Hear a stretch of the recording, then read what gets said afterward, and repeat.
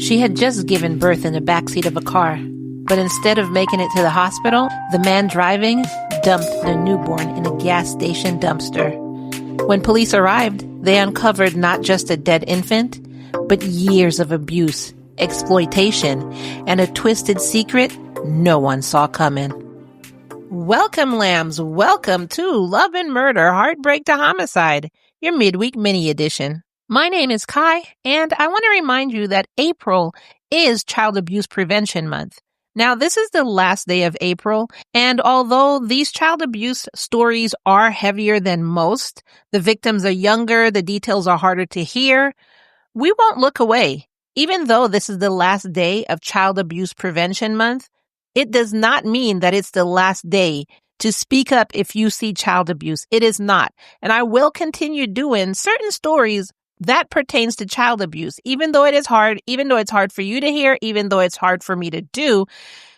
These stories do need to be told. And I am going to be using my platform to share stories of child abuse, of domestic abuse, and of cases that the victims need their story heard. So let's keep marching forward and fighting the fight for child abuse prevention all throughout the year. And if you want more content and to support this work, then join us over in the Lamb Fam at patreon.com/loveandmurder. You can join for free, and you do get some benefits for joining for free. However, if you do want to be a supporter of the work that I'm doing in getting the victim stories out there, then go ahead and choose any one of my bonus tiers that you have there and support Love and Murder. Patreon.com/loveandmurder. Now let's get into this midweek mini. Just after 9 a.m. on January 27th, 2025, Memphis Police Department officers responded to a suspicious call on the 3100 block of Teak Rock Lane. At the Flair Woods apartment, a teenage girl flagged them down. The 16-year-old girl told officers that her friend named, quote, James, had dropped her off after she gave birth about 2 hours ago. She said that she had gone into labor while being driven to a Memphis hospital by this James. But they never made it to the emergency room with a living baby. The teenager told police that while they were in the car, she went into labor and gave birth to a baby girl.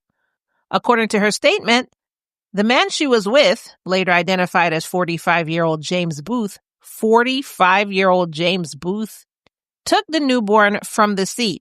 She alleges that James put her newborn daughter in a black plastic bag and dumped her in a dumpster behind a Shell station located at 1312 East Shelby Drive.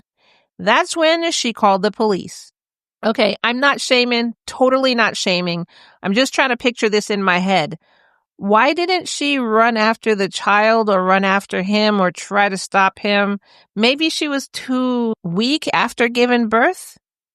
But look, I'm seriously not trying to shame her. I'm just trying to paint a picture in my head. That's all. And, we have to ask the questions. So I just asked that question. So anyway, she called the police, and around 11:30 a.m., Memphis firefighters arrived at the Shell station. Inside the dumpster, they found the body of a baby girl. It's not clear whether she was born alive, but what's clear is that no one tried to save her. That's why I was wondering, I'm going to give the mother the benefit of a doubt, and maybe she was too weak to, get into the dumpster. Maybe she was too weak I don't know. I'm not sure. I'm going to give her the benefit of the doubt, and maybe she called police because that's what she could do at that time. And even though the report said, no one tried to save her, maybe nobody else was around. I'm not really sure. So after she spoke to police, she was taken to the Regional 1 hospital and listed in non-critical condition. Now, the 16-year-old girl's name wasn't released to the public and was only identified through court documents and police reports. So because her name isn't anywhere in any news articles, I left it out as well. What we do know is that she had been in a relationship with James for 3 years. So since she was 13, and he was 42. Where's this child's parents? But anyway, James obviously became the focus of the investigation. Surveillance footage from the Shell gas station showed a man fitting James's description driving up in a dark Infiniti SUV, walking to the dumpster and throwing away a black plastic bag. Investigators later confirmed that James owned an Infiniti QX5. Investigators also say a location tracking app on his phone placed him at the gas station around the time the girl said the baby was dumped. James was arrested the very next day in the 5400 block of Hudgens. And after his arrest, police found a loaded firearm in the passenger seat of his car. He was originally charged with abuse of a corpse. Now, here's where things took a weird turn. On March 7th, 2025, Shelby County Judge Sheila Renfro dismissed the corpse abuse charge. The court records say it was due to a, quote, lack of prosecution. So the charge was dropped, but not the investigation. So, I understand it's two separate entities. The judge dropped the charges, but the DA's office was like, we're not dropping this investigation. And they made it clear that they were still reviewing that allegation and that James wouldn't be walking free. Now, you might be asking why, even though the judge dismissed the charges, which is just insane to me. Like, I don't understand that. What is lack of prosecution? Let's find this out. Because I don't understand. And you're going to hear me clicking around. I don't understand why she would drop those charges. So let's find out what lack of prosecution means. All right, so U.S. Legal says that lack of prosecution, or LOP, refers to a situation where a court closes a case as nothing has been filed within a specified period of time. Technicalities?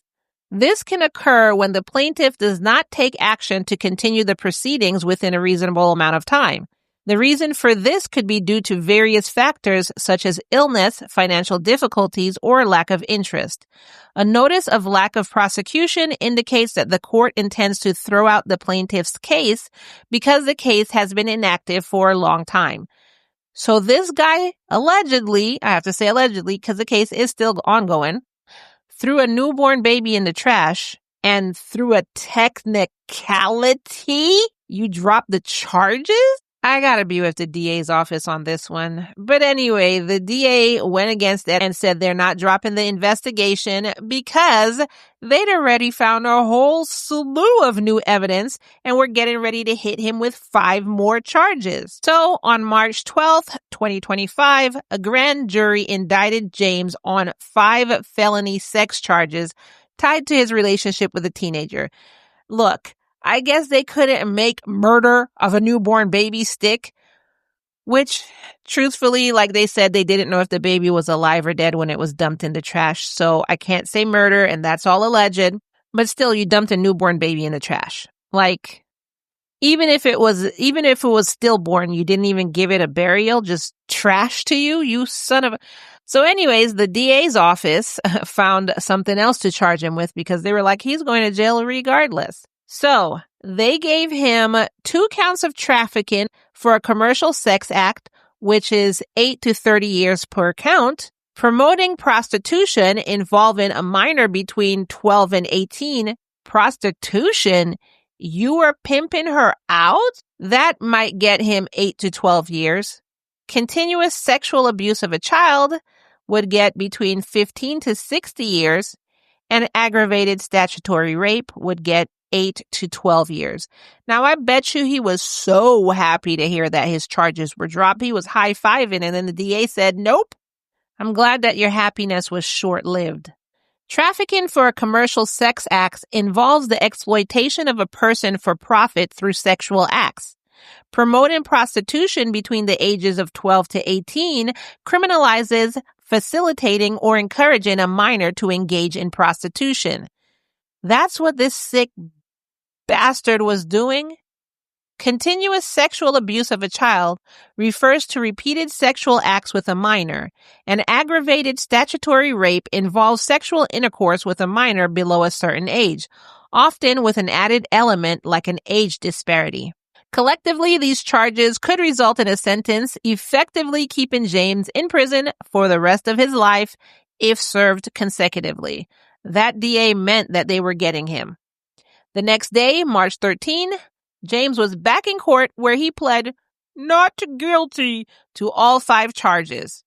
His bond was set at $1 million, but some sources I saw it said $1.25 million. Either way, it was $1 million something. And also, either way, he's not getting out anytime soon. He's currently being held at Shelby County Jail, and from what I saw, his next court date was set for April 22nd as of this recording, and this recording comes out on April 30th, but so far I've seen no updates, so I don't know what's going on with that. As for the latest reports, the case surrounding the death of the newborn and the subsequent sex crime charges against James is still unfolding. The DA's office put out a statement saying, quote, "Our office has indicted Mr. Boothe on 5 additional charges based on evidence from this case and continues to review the abuse of corpse allegation for potential indictment along with the additional charges. When charges are dismissed in general session, it does not preclude us from pursuing an indictment and moving forward as more evidence becomes available." And as for the newborn, like I said, we still don't know if it was born alive or stillborn, and police haven't released the autopsy result or a cause of death. But what we do know is this child was dumped in a gas station dumpster, and the man responsible is also accused of years of abuse and trafficking involving a teenage girl. The child welfare experts state that Tennessee does provide additional protections for minors involved in vulnerable situations, such as this girl. Now, although the safe haven laws exist in all 50 states and Puerto Rico, their effectiveness is limited by public knowledge. Nationwide data shows that the overall infant homicide rate stands at 7.2 per 100,000 persons per year, with the first day of life being the most dangerous at 74 per 100,000 person per year. And this is a 66.7% decrease from earlier times. This rate remains 5.4 times higher than any other time in life. Wow. The safe haven law includes a confidential helpline, which is, get a pen and paper if you're one of the people who needs this. Ready? 866-699-SAFE. 866-699-SAFE, where mothers can learn about their options during pregnancy or after birth. However, many vulnerable women remain unaware of these resources. Tennessee's safe haven law, which was enacted on July 1st, 2001, provides a legal alternative for mothers in crisis. The law allows mothers to surrender unharmed newborns anonymously within 2 weeks of birth without fear of prosecution. Meaning, if you didn't understand what I said, the law allows a mother to surrender her unharmed newborn without telling them who you are, and you have 2 weeks to do that, 2 weeks from the time the baby was born, and you wouldn't go to jail for this.